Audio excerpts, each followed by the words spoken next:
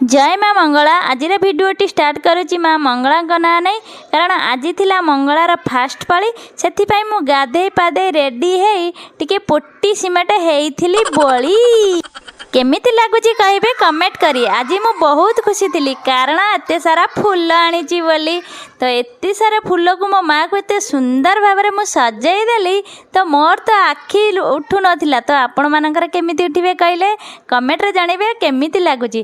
तापरे बाहरी पड़थिलु मंदिर जीवा पई बसी जाइथिलु आमे गाड़ी रे आम गाड़ी गड़िला भिबाड़ी आड़े फाइनाली पहुंची जाइथिलु आमे मंदिर रे। एठी आम झिया मो गजब बेजित करदेला कारण आमे हाथ रे जुआर होतला बेले से आंठू मारी जुआर हला। ता पाखरु आज किछि शिखिबा को मिलिला। प्रथमे दर्शन कलु आमे प्रभु को। एठी ओडिया रे कोन लिखाई छि आमु कमेंट रे जणाइबे।